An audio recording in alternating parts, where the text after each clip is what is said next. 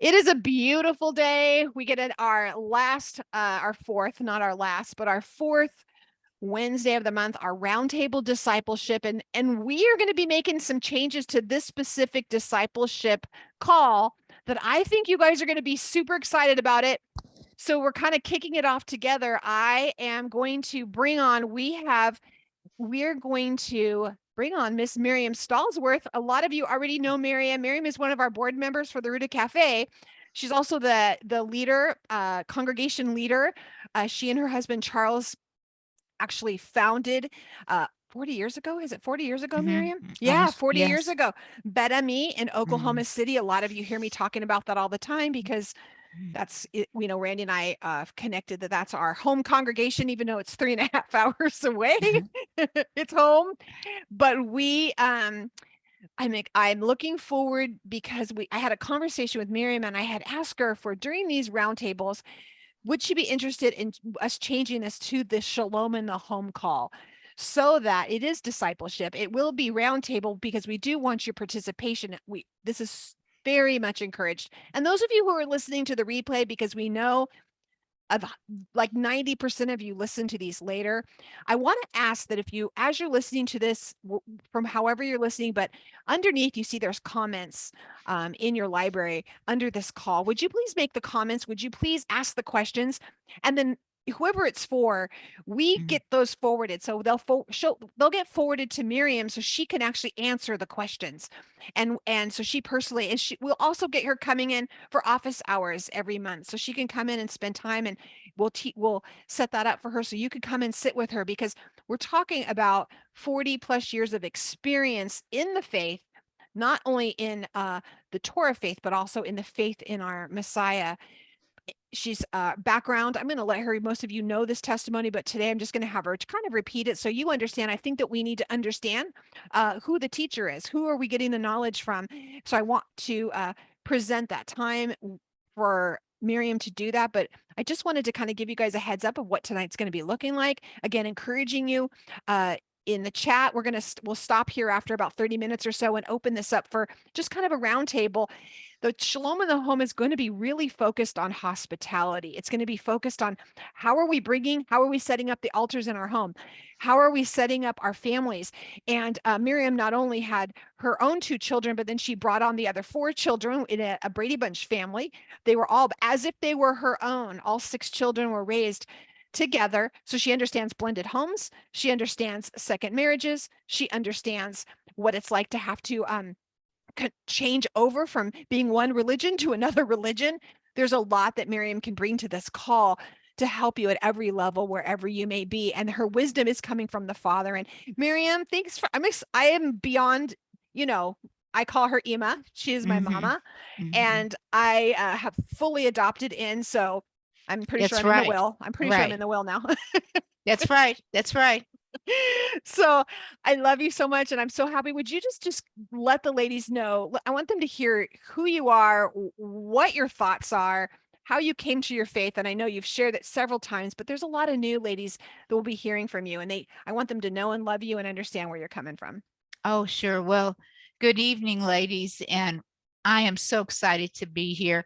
And Charlie said, and you can hear a little bit of my Chicago accent in here.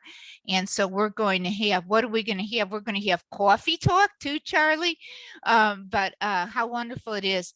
You know, there is nothing like having experience, isn't it? And we never walk this walk alone.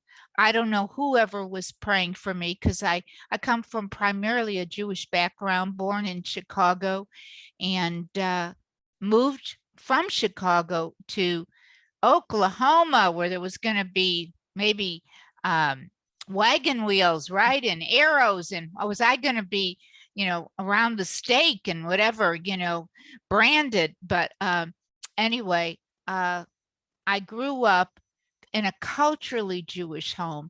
My grandparents, and I only met one grandfather. And so, I didn't have grandmothers to love on me, but they taught me so much of the heritage of my relatives. And so I was culturally Jewish. I was also in Skokie, Illinois, which is one of the second largest Holocaust survivors community. So you can imagine moving from there to Chicago. But I I just did all the holidays, but not the deepness of how I do it now. Did I know how to cook everything? Yes, I knew how to cook the matzo ball soup and the chopped liver, which really tells you if you're really a Jew if you love gefilte fish and chopped liver, which I do. And so so blessed. But I came from a family that loved hospitality, and I guess the most important thing is, I would say, find a mentor. Find a mentor. And as we do the Shalom in the Home, oh my, you got to have this shalom in your heart. And it says to love your neighbor as yourself, and you got to love yourself. And boy, that's hard, ladies, isn't it? Because sometimes we're the hardest on ourselves. But I asked for holy scriptures, in the Jewish community, and you don't read the New Testament. And so you have the Torah. And I really didn't know it very, very well. But on my own, I asked to go to synagogue, and I just would hear the cantors singing, and it was so beautiful. And I had a Hebrew name, which part of my name, of course, is Hebrew, but it was Miriam Ruth Bar Getzel, daughter of Getzel. And then you go in the mikvah so many times. So I've experienced all these things that later on you wonderful ladies have probably experienced. And but I never opened the scriptures, and then I found myself in Oklahoma. I moved to give one last chance in my marriage. I had two little kids, got married very, very young, and it did not work out. And so I was kind of floundering around, and everybody asked me, come to this church, or will you accept Jesus? And I was not even allowed to say the word Jesus. And so Jesus was his first name, Christ was his last. Everybody was Catholic and worshiping and bowing down to every idol. And they ate, as Woody Allen said, they ate white bread and mayonnaise sandwiches, right? Very, very non-Jewish, very goyim. And so but I then started reading myself, and I said, I thought I was an educator, I was a teacher, but I knew nothing of the scriptures. So I opened it up, never opened the New Testament, and I kept crying out because we're looking for a Jewish Messiah.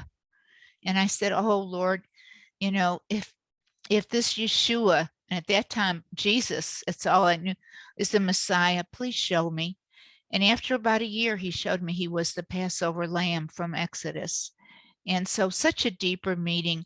We went through the Passover, but it was mostly just the foods. We didn't go through the full Seder because kids would get busy. They couldn't sit still. We did Hanukkah. We did Rosh Hashanah, and it was all around the foods and the family. But I did learn a lot about hospitality and how to make your home the most beautiful. And in the Hebraic, a home is wherever if you're married, a man would say his home is wherever his wife is. Isn't that beautiful? And so to have shalom in the home, you must have it first within, because you are setting the essence. You're the spice that permeates and gets ready each day, and then especially on Shabbat. So how is that, Charlie? Is that good? That's really good. We're fighting back and not fighting. I was letting Crystal know, we're saying since we're adopted, Mm-hmm. we're Jewish now because we're Right, adopted. right. But you don't like gefilte fish. Yeah, when we go Or, shopping, are we doing something? Miriam is always like, you have to be Jewish. I know you're yeah, Jewish. right, right. We like to Yeah. shop. Yes. So we have, going into this class that we're going to be doing once a month, the Shalom in the Home. I want to ask you, we tease you all the time and call you the bread lady. Yes. But I'd like you to just, if we, because that's kind of a basic of hospitality, and you started something that you do. I mean, you don't just make bread on Friday morning. You're making bread all week long now. A lot of times, yes, yes. Well, any neighbor, and then when I go to my dentist or I go to the doctor, I bake them bread, and now they're all used to it, and I And get she gets a such lot of free stuff a because lot of she's free giving them stuff bread. and favor. Oh my, She has so much favor with yes. great things happening. And Yeah. I'll tell you, if I have to go early, I make sure I get up early and make that bread. And but I really didn't have an ulterior motive when I would go to No. my neighbors. I saw it as this is a new neighbor. How would I feel if I came into a new neighborhood? And I noticed when I first moved where I am now, um, people would have their garage door openings and they would come from work.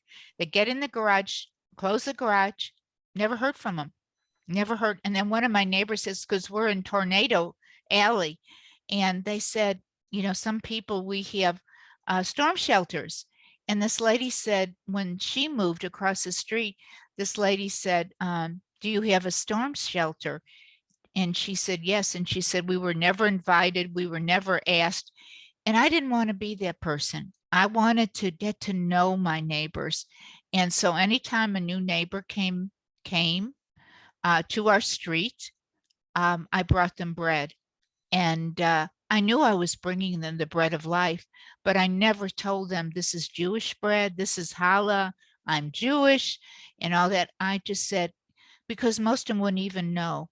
And I just said, I want to bless you with this bread and open myself up to just being loving to them. And so, what a way we've talked about. We say it all started with a loaf of bread, and I'd like to sometimes write on that because the relationships I have now with my neighbors, I cannot tell you what they have done and been there for me also. Never in my wildest dreams. They're not just neighbors, they become family. And so it's wonderful, but let them ask the questions then. And some people just say, well, wow, I love that bread. Are you going to make it some more? And Yeah. then, I had a couple that said, wow, I think this is challah. I think this is Jewish bread. And my other neighbor said, I think they're Messianic over there, Messianic Jewish. And they had watched The Chosen and they said, wow, Shabbat? And I said, you want to come to Shabbat dinner?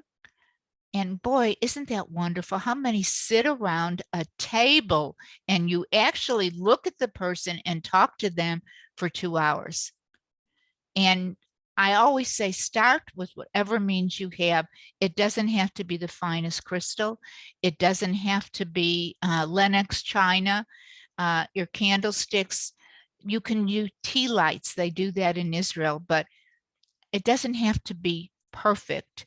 He is perfect. And that table becomes an altar. And so I love cooking. It's a way of expressing an art of love because every meal we have is from him and we don't know how many more we're going to have. Gratefulness is the key. Amen. And for those of you who don't know, Miriam is recently widowed with the Mm-hmm. amazing Charles Stallsworth, who Mm-hmm. also is, we call him Dad because he was, Mm-hmm. I know. still hurts just to miss him. And his Yes. memory will forever be a blessing. And um, I know that I've gotten compliments that people can tell a difference in my ministry just from my connection with you and Charles. And so Mm. I'm forever grateful. And my prayer is that the ladies every month when they connect with you, that they too, their lives will change. And sometimes you just need a mom. Yes, I think we So, do. And that's what with Charles, when we had the memorial, they weren't saying how brilliant he was or exactly how much he taught them, which he did. He taught yeah. by example, but what did they say? You are loved. That's what he Mhm. would say. And he said, I almost all the men said, I needed a father. I needed a father. And they needed a hands-on father who would call them and say, how much longer before you're coming home? The weather's bad. Be safe. How many congregational leaders call you Yeah. up? He'd call and ask us, "How are you doing on money?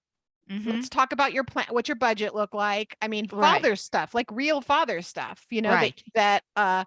and ask the questions about your marriage, ask how things are happy, how are things Practical. Right, practical. And right. that's what we want. That's what I want for you. And even today, I'm gonna, if now you can think of something, if any of you have a practical question, I want this. I mean, this is going to be the combination of our marriage class, of our Hmm. Hmm. of all the classes. But I have to say that in taking Miriam's cue for making the bread, and I've shared already that I've brought bread to neighbors now, and they're like, is this challah bread? And it's opened conversations. I'm having people around Hmm. my table. Last week we had my daughter and kids, and a young couple are coming now to our house now, to where I opened up. I can't believe I did this. I opened up to saying we're going to be camping at this campground in Northwest Arkansas. Hmm. Is anybody else want to join us? We're going to be there for Sukkot. It really isn't a lot. I was Amy Gunther from Torah Sisters. We were at a conference, and she said, a lot of times people say, how do I have a fellowship? I don't have anybody near me. There's no one around me. I don't have a fellowship to go to, a congregation to go to. You know what and if you don't feel like you're equipped or you can do this, to have this shalom in your home, and maybe even share the shalom with others in your home, you know what it takes? Put on a teaching. This is what she said, and I am gonna adopt this to say it all the time. You just can throw a teaching, open up a thing, any teaching, anything from there to cafe, anything from Hmm. Jacob's tent, anything from. I mean, we can give you lists of things you could show. There's more than you could shake a stick at. You push the play button. You all Hmm. sit around and watch it. You serve some snacks, or Hmm. not. You have people bring the snacks, and you have water and iced tea or lemonade or something, and you hit end, and then you all talk about it, and they go home, and now you have a fellowship. Right, right. How easy is that? Yeah. Yeah, Well, and what you were talking, I think the greatest compliment anybody ever can achieve is when you emulate when some of you ladies and some might have said, I'm now doing this. I'm taking the bread. I'm taking it over. I'm doing this and I'm having people over. I'm doing a Miriam, and it's not a Miriam. That is what gives me such joy, is that it's discipling it and is. it's also teaching, because we haven't had this. And really, I didn't get that from my mom a lot, as far as really being a big baker or doing a lot, because a lot of the holidays we ordered even outside and brought things in, but with other my relatives in that. But there's a camaraderie, and but love is, you cannot beat it. You cannot beat it. It's amazing. It does cover a multitude of sins. And Doesn't it? I I think see we've heard that Stacy. before. Yeah, Mhm. somewhere. Stacy Yeah. was saying about opening for Sukkot. I put a thing out there, Stacy, at Lake Fort Smith, which is not too far from you. I want to start a once a month fellowship out there. Out there, they have a beautiful little pavilion with a huge barbecue pit. And Randy and I went out, looked at it this weekend, and we want to start, kind of, since it's kind of right there in the center of everything. It's about an hour from us, and kind of connecting with some people. It's really that simple. It doesn't have to be a big thing. And that's why we have the Sister Finder. You guys go to therootedcafe.com, look up at the top tab. It says Sister Finder. Look, put your name and your information on there. We want your name, and we want like your zip code. Don't put there's no place for your street address, because we don't want weird people coming after you. But at least Yes. someone knows you can look, and you can see other women, and you can email them and say, hey, oh my gosh, I'm only like an hour from you. Maybe we could Right. meet halfway, 30 minutes, right? Hmm. So I want to ask, if you have, and this is a very new conversation that Mary and I have just had in the last week, but I don't know, Hmm. going forward, do you have any vision or thought for what you'd like to share with the ladies over the next few months? Well, I think that hospitality is not just in your home. It's every move you make. You know, I was in the school system, and the first person you would meet is the secretary. Let's think about it, ladies. When you go to a doctor's office or office, the receptionist is the first person you meet.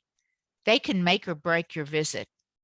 How many times have you gone somewhere and been treated badly and you don't even want to come back? And so I take that to every time we're out, we are a light. So that's what I want to get across, that, okay, Rebecca served water, she went and fed the camels, right? Um, it's not just doing those things that were, how can I say it? It's every aspect of your life. I've heard people go to congregations and nobody says hello to them. They don't greet them. And to me, it's an extension of your home. And for all of you who are blessed to have a congregation, um, when it's new to somebody, they're frightened. When you're going to anything new, you have a new appointment. Well, people have never been to this kind of congregation. They want to be greeted at the door, and they wanted to have a compassion and a caring. And where are you from? And I always said, if they've been a long ways, I'm going to show you where the bathroom is. Do you want something to drink?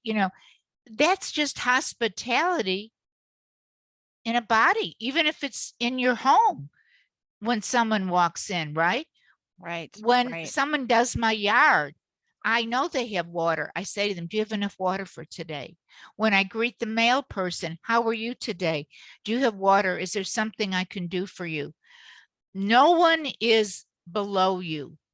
So whether it was the janitor at the school, whether it was anybody where you're at, when you're visiting someone at the hospital, whether it's the person cleaning or it's the nurse, not just the doctor, you treat them all equally. That's hospitality also. And I've seen that in action. I've been in her home when the UPS guy comes and she asks him, do you need something to eat? Or do you want some water? I have seen, during holiday season, let's say during Christmas, I have seen families who will put out a box or a little basket on a chair outside their door, because they may not be, they're not celebrating those holidays, but they know that those drivers are working overtime.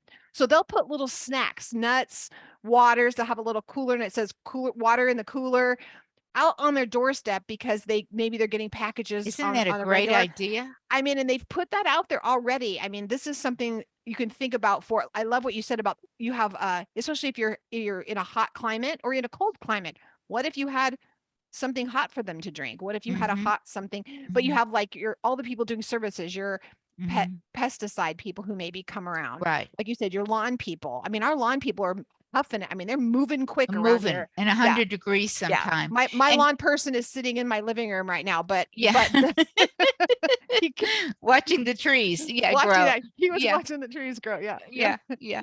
But Yeah. even like when you go out to a restaurant, the waiter or the waitress, I always say, we'll pray many, times before the meal comes. Can we pray for something for you? Is there a need? Oh, And you that's will, really good. Yes. Yes. oh Yes. my, it is amazing how some of them, they'll say, I can't believe this. I had one Your person say, doctor. You said that to yes. your doctor. You I asked them, said, every person, how can I pray for you?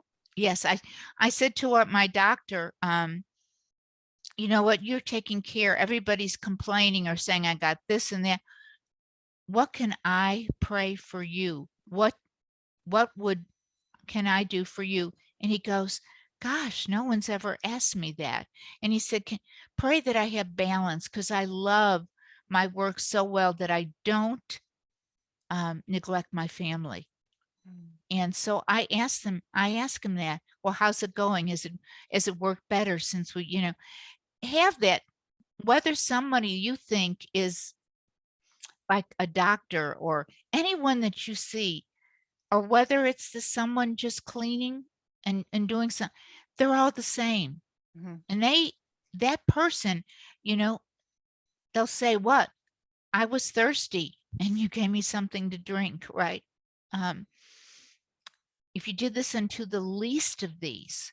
And so that's what I want to get. It's not just, okay, opening the door and having somebody come in and it's a beautiful house and all that. The hospitality is extended in the loving kindness and compassion of every move you make. Hospitality is a way of life. It's a way of life. And people say, well, I'm not that way. Well, I can, well, then you know what I say? Fake it until you make it. Yeah, act as if until you are. Right, I thought instantly when you were talking about Abraham is we have Abraham who sent Eleazar to go right, look for his son a bride. He right, knew that this bride would be taking over as the matriarch of right, this of this clan, of the right, tribe, right? Of right. this clan of people. She would be coming in as a matriarch. So we think it was just random that Eleazar asks her, or that he puts out the fleece of like, she needs to feed water my camels and what was going to Yes, happen. That was not an accident. See, Eleazar would have lived with Abraham his whole life, and he was the next up for if he right, didn't have any children, he was up next. That's how right, close he knew the gift of hospitality that Abraham and right, Sarah had. He knew that this was a functioning manifesto, we'll call. I mean, it was deep rooted in this home. We see this. It wasn't just Sarah, it was also Abraham. They would jump up and run. So we know that this woman that was going to be the new matriarch that would come in and take Sarah's place, she would have to be someone who had a gift of hospitality. right, So we think not just a little bit of hospitality, like over and above a gift of hospitality. And so for him to have thrown that fleece out there, it wasn't as radical as we think. For him, it was him saying, I need to see someone who's going to match the level of hospitality that's happening in this home, right, who has the same gift. right. They said that Sarah's candles never burned out. That was a midrash because her doors were always open. And are your doors open to the tzedakah of helping somebody? Are you putting, like you have a box in your house and I put my change in there, and it can start adding up. And if somebody, I can remember a neighbor in my other house, um, they were two ladies and one had lost their job. And they said, can I come over? Can I borrow $30? And, or something like that. I can't. And we went to the box, took it out, and she goes, I'll pay you back. I said, no, no, I don't want you to pay me back. This is for you. So, everything is from him, every act. The person who is receiving is getting blessed, but you who are giving are really being tested to see what you're going to do. That's very good. I'm just going to ask a few of you. Stacy, I'm going to pick on you for a second and I'm going to open my gallery view so I can see everyone. Stacy, I would love to hear from you. What do you feel like is hospitality, or what are some examples of hospitality, whether in your own life or that has been extended to you, something you've seen or have, again, yourself done, or it has been extended to you? Do you have any examples of anything like that that's happened, or maybe a question about hospitality? I'm calling her on the spot. Hmm. Oh, her mic isn't working. Danielle, I'm going to have you ask you to be next. Do you have anything about hospitality, whether it's something done to you, something that maybe you have been given a gift of, or the Father has shown you, or maybe a question that you have about hospitality, or struggle you have about hospitality? Hello. Hi. Um, yeah, so I think a big thing for me that I know can be very stressful is as a homeschool mom, you're around your children all of the time.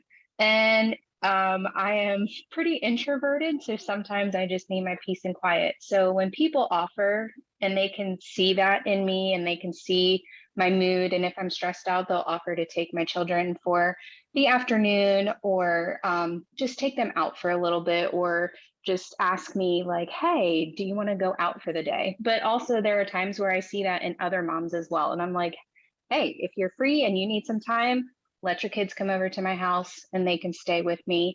We'll do something fun for them. So that is something that I think has been extremely helpful in my circle with my friends, is just knowing how to read people and offer that helping hand whenever it's needed.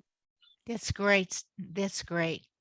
Danielle, that's a great one. It And I is a think that great a one. lot of times we think, oh, well, I don't have any money. I can't really do this. And I Right. know that's one of the things Miriam is going to be coming up with is Mhm. different ways of hospitality. Doesn't mean you have to have a lot of money. Doesn't mean No, you have to have no, people over for a 12-course meal. It's a no. simple thing as saying, I'm going to watch your child. If, Mhm. the little couple that's coming to our house, she's due on the 7th. And her concern is her mom passed away. And she's like, I don't know who's going to watch my son. And Miriam knows this will be a challenge.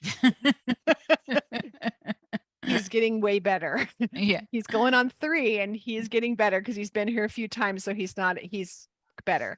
So, but I was like, I will come get Judah. I will come get him. And you don't have to worry about Judah. That's not going to be an issue. That doesn't cost me anything for her to Mm-mm. watch him while she's having another baby. It doesn't cost me Right. anything to do that. Maybe my time, maybe my sanity. And Y'all, if you can, a meal that she could just pop in, and yes. put in, and it doesn't have to be anything. Boy, a baked potato that's hot and giving to you is just something you don't have to fix. So, there's so many things you can do. I know that I used to take a little note, and for each person at the Shabbat table, I would write a note about them and bless them. And it was so incredible. Does that cost anything? No. People just text today or that, but the art of just calling someone or writing them a little note is, or you can get a card that has very little that you even have to write. It's just appreciative. It's just appreciation, knowing I care. And I've been reading some things about different women, and it is amazing. And for myself now, being going through all the stages, if you have been a divorced mother or a single person, sometimes it's a very lonely walk, or a widow. Um, it's like you kind of feel, where am I? If we have all these families or husbands and wives and couples. And so don't forget them, because sometimes loneliness is a very, very sad thing. And that's why it's so important on Shabbat that even if you have some wonderful place to go, that they see the beauty of eating together and blessing one another, because they might not have that all week. And Yeah, that's important to do. that's good. Stacy, your mic is working now. You're on. Well, I think that hospitality to me is meeting people where they are. Um, just because, we're a foster home and I see parents come through who they've never had anybody just be nice to them. Nobody's ever just, they've come from a hard life and they don't have anybody. And so stepping out of my comfort zone and going to these parents and saying, hey, listen, I have your child. You meet for lunch and then visit? Or how about you come over? We're having a birthday party for him. Why don't you come over and let's have a birthday party? And you guys can be part of it. But I think it's meeting them where they are and making sure that they feel comfortable, a person, whether it be your neighbor or these parents in foster care or anybody. It's just going to them. Not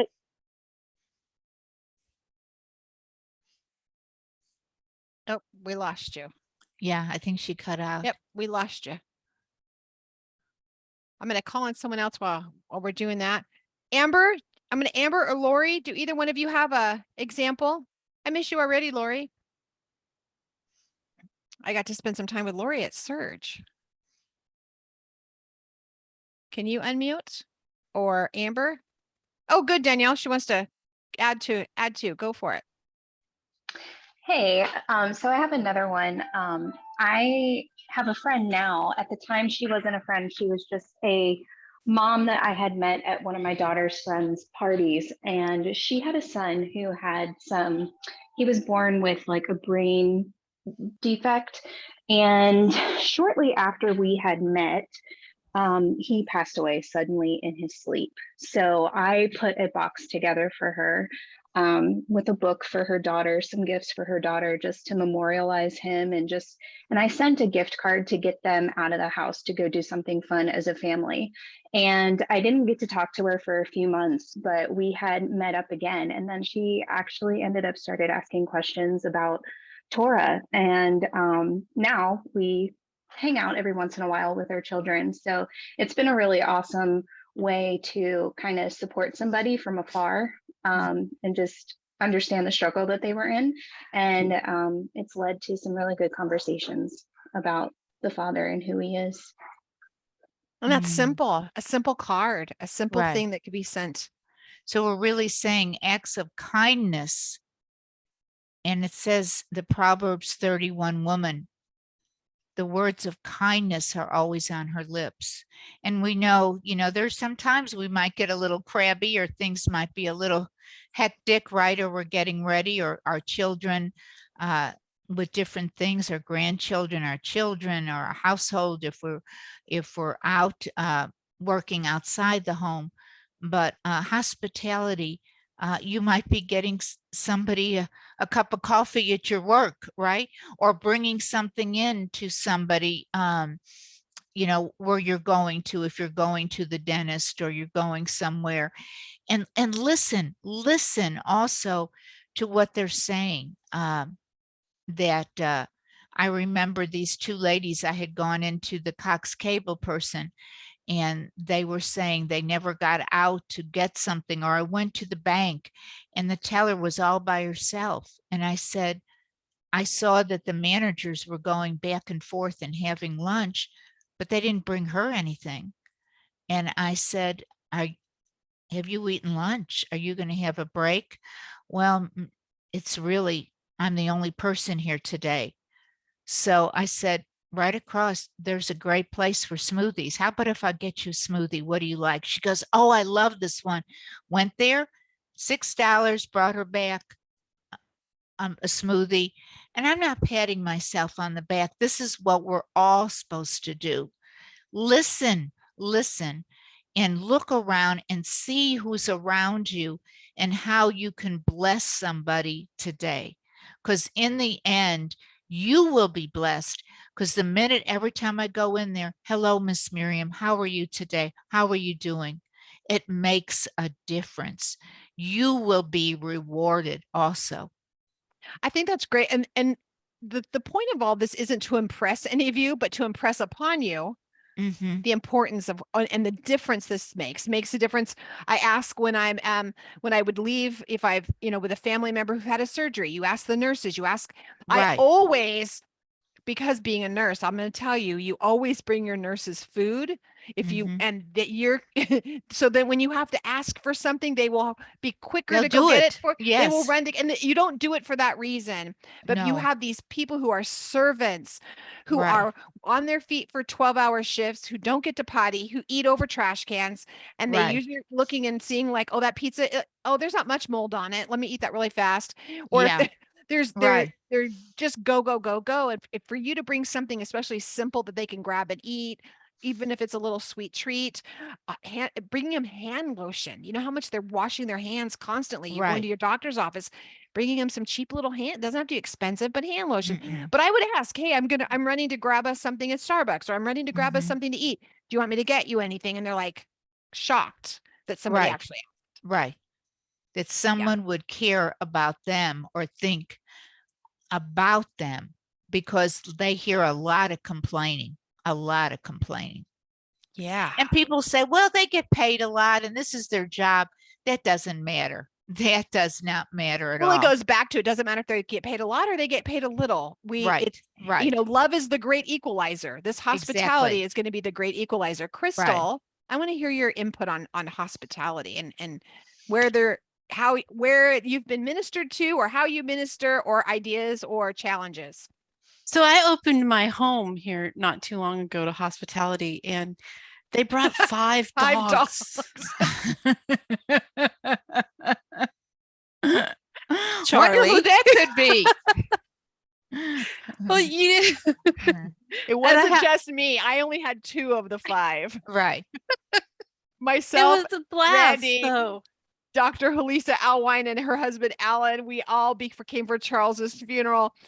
Crystal she hosted us in her home. I'm not even kidding you. It was like hospitality on crack. We felt at home. It was wonderful. Yeah. Well, my takeaway on hospitality, and this is a perfect example, is that my daughter stepped up to dog sit that whole time you were there. So hospitality teaches character to your children. It teaches that's good, Crystal. Yeah, Yeah. hospitality teaches character to your children because they have to step out of themselves in Yes. order to be something to somebody else. So if you want to teach real true character to your children, you have a guest over to your house every Friday night for Shabbat, or you have somebody come and they have to sleep on the couch and give up their bed so that somebody else can have their room. Yeah, that really shakes their world. That teaches them character. That's the first thing. The second thing that I take on hospitality is that it's a matriarch. You cannot pull a single matriarch out of the scriptures, but what she has not walked, breathed, and performed hospitality as her primary service. I mean, that's just what they did. That was hospitality is what made them a matriarch. Yes, it says here, Abraham hurried into the tent to Sarah and said, quickly prepare 3 measures of fine flour, knead it and make bread cakes. And he ran to the herd and took a tender and choice calf. And oh my gosh, in the midst, she's got to do all this. And she didn't say, I don't want to do it, Abraham. Right? No, Too much work. Yeah. Yeah, and the level of hospitality that a man can be credited for is directly related to his wife. Oh, absolutely. If you will look at a wife, you will see the attributes in the husband because he will be so satisfied. It's a reflection of him. When a wife is content and happy, she's loved and have her needs met. Oh, wow. That's a reflection, if she is married, on her husband, and if not, to the husband above. And so that is so, so good. And, we're in a world now that everything is about themselves, or, everybody's our teacher, teaching us what to do or what not to do. And that's a perfect example, Crystal. Teach your children character, to have respect for adults, and how to say thank you and please and open the door and can I get you anything. That is so important today, and it is well received, and it's taught then by a great example of a mother. That's really good. I have to tell you guys this story because I know, Crystal, do you have another one before I say this story? Oh no, go ahead. Okay. I have this funny story, and I've shared it on here before, I think, and it's that I had when I was younger, and my in-laws would come to visit, and it was never fun. And the grandparents of my husband would come, and she was the in-law that would come and like open my can opener when we had electric can openers. It was on the counter, and she'd look at it and take it apart and scrub it. And she goes, well, I guess if you don't have time, I'll do this for you.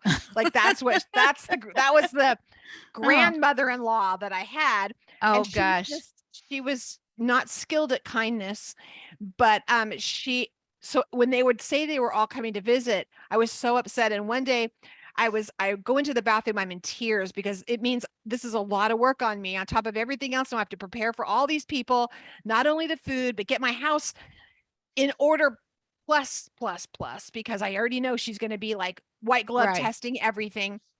I mean, not just, she can't find anything. And makes you more nervous. It was just a mess. And so I was so upset about it. And I did that thing where, you close your eyes and open the Bible and go, because I need a word from you, Father. I literally did that. I'm like, Father, I just need a word. And I can't make this up. My finger hit 1 Peter 4:9, offer hospitality without grumbling. I'm like, really? Yeah. Really? That's what I think get. I made a mistake. I don't get you. Wait, I need to do that over. Like, yeah. I don't get, you will be empowered with love through your difficult situation. I mean, I didn't get anything real. I got no offer hospitality, like shut your pay hole and get out there and clean your can opener. That's what I got. Stop crying. Crystal, what else did you have? I know you had a 3. Yeah, that's a true character of God, because if you look at his Torah, he opens with hospitality and he closes with hospitality, and it's called Hasad. I could be mistaken. Hasad. What does he do there? The very first thing that he does in the Torah is he clothed the naked. Right. And the very last thing that he did was he buried the dead. Yes. Yes. And we think with hospitality is not just in the home. Hospitality is offering to the needy the needs that they have. And the act of burying the dead is the highest, absolute highest level of because they hasad. can't repay. You can't get anything back. Right. And so here our Lord and our Father, Abba, opens the Torah with clothing the naked. Naked. And naked, man, you're from the South, girl. You got naked. Now, if you're naked, you're just like, okay, I have my underwear on. But if you're naked, is really naked. Naked? That's naked. Okay. Okay, I'm this is picking on people is not hospitality. There's no Okay, shame. okay, No okay. shame. I say naked. So okay, yeah. he clothed those who had no clothing. And naked. And he buried, who was it he buried? It was Moses, right? Yes. Was it Moses? Yeah. And so it bookends the whole Torah. It bookends I love it. that. You little smarty. I know. Look at her. I might give you another promotion. Yeah. Oh my God. If you guys all donate, she might get a raise. Oh my gosh. Oh, I love you, Crystal, so much. I can't stand it. Oh yeah. I think that just reminds me, hospitality could just be having a fun word for someone or making someone laugh, or you know what hospitality was this morning? I was struggling with something and Crystal called me. I was like, I have to teach at this time.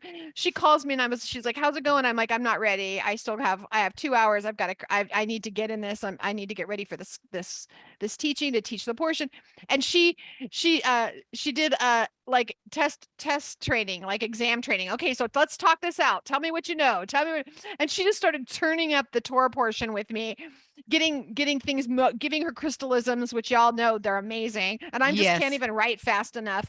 And she so inspired me. I feel like it was for me, it was one of my best. I had the best time teaching today because I felt like I was so inspired by so many different things. That was hospitality. That was it was kindness. It was good. It was really good. Our lovely co-host, she says that they used to have classes in hospitality. That's what we're planning for this, is kind of like that. For wives of executives, the wife could make or break it for him. That's absolutely true. I know that Crystal knows this because having a husband who was an officer. Yes. Did they do that in the military? Do the wives have to go through wife classes? They actually had this handbook. It was about 2 inches thick.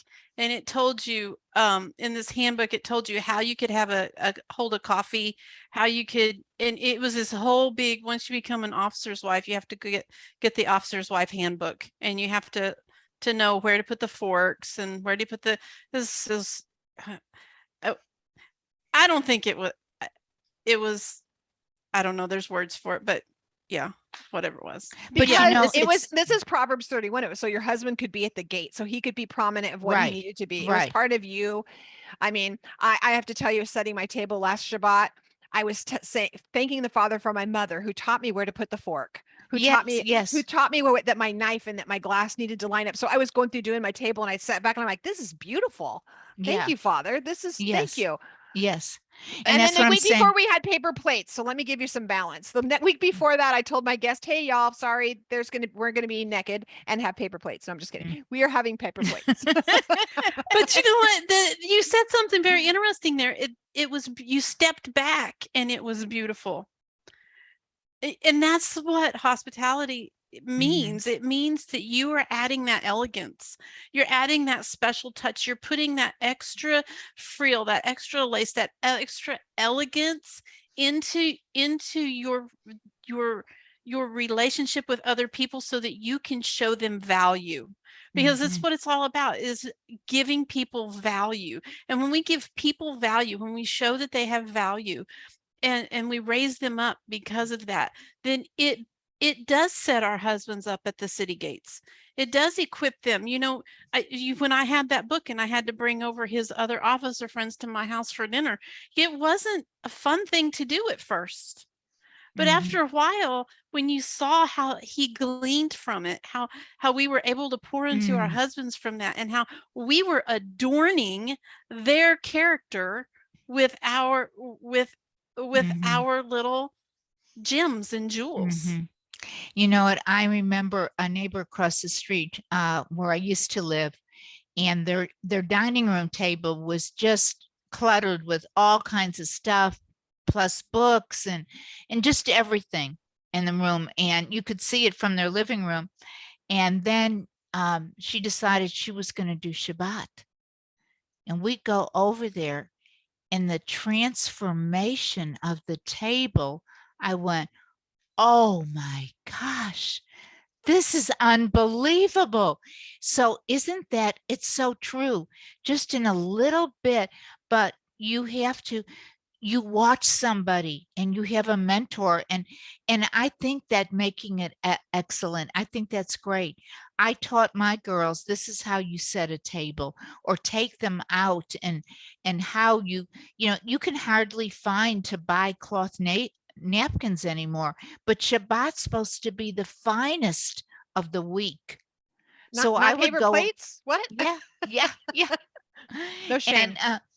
And but you can, you know, I would wait and look for sales, or even, you know, goblets. Now you can go to the Dollar Tree and they've got different dishes and they're incredible.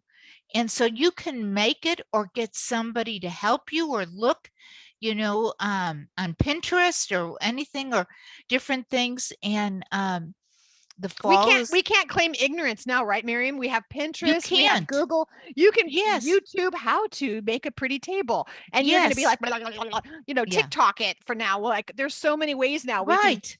We have no excuses. No excuse. And there's somebody that's going to teach you how to make bread, or they're going to give you the tips. Yeah. And it's, what a joy to be able to do that for somebody. Yeah, And so, one week we're going to have to set up, maybe I'll make the recording when I'm there, and we'll make the recording of you making the bread so people can actually yeah, watch you, because sometimes people are like, but what is it supposed to look like? And you know, it's transformational it is. to It watch is. somebody do it. Yeah. Yeah. And most of us are visual learners, you know, and so, but, you know, if we have that table beautifully set, but our attitude is not right, that's not good either, is it? So I could have a great table, but if I'm as crabby or irritable or mad, it doesn't set the mood. So it's maybe outside, but the inside of the cup, you got to clean that out first. So that's why it's preparation day, or learning to get things ahead of time. So this is also hospitality. Have it ahead of time, or think, not at the last minute. I know that's one of the things that you focus on, and I know that you'll be sharing that, you know, during these classes or in these times with these ladies, is prepping ahead of time.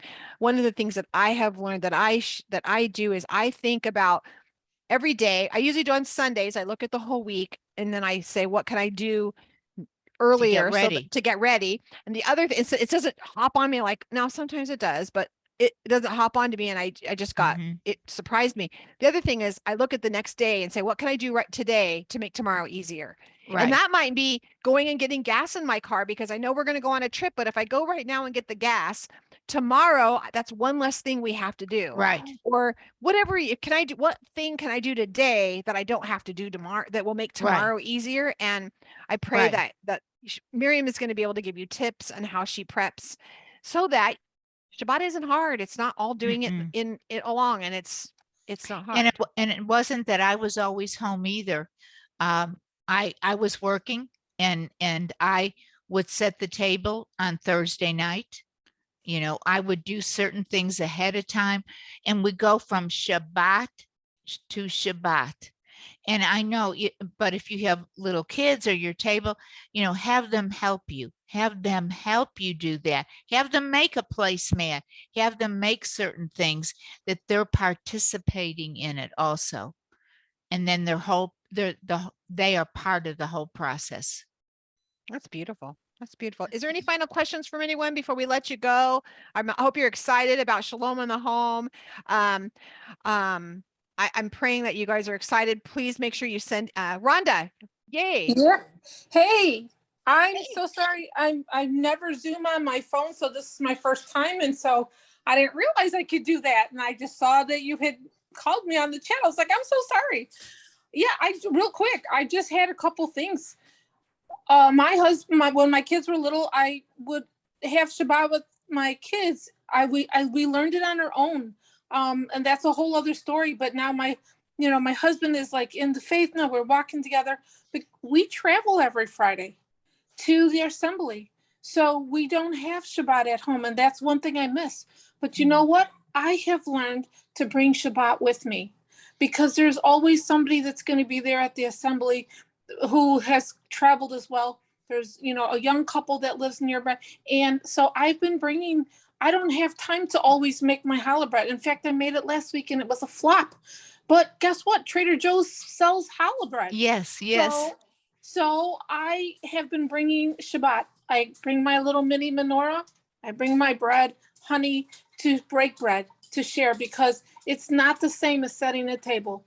But I'll tell you, it's the essence that if we can bring it wherever we are and whatever the situation is. Like I was like forlorn. I was like, I missed it so much and I was sad.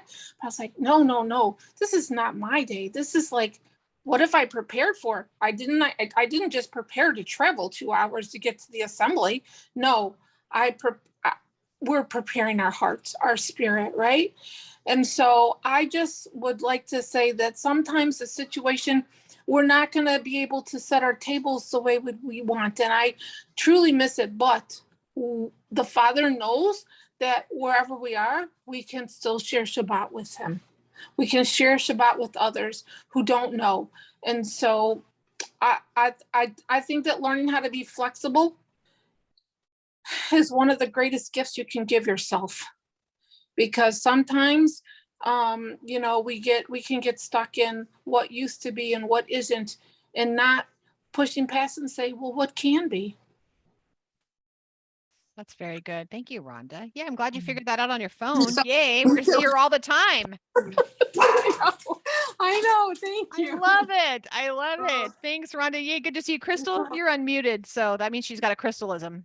No, I don't have a crystalism, but I do have two quick things. First of all, I love the way that when you go over to Mama Miriam's house and she brings you into Shabbat. Now, Shabbat is just one aspect of hospitality, but when she brings you into Shabbat, what does she do before she washes the hands?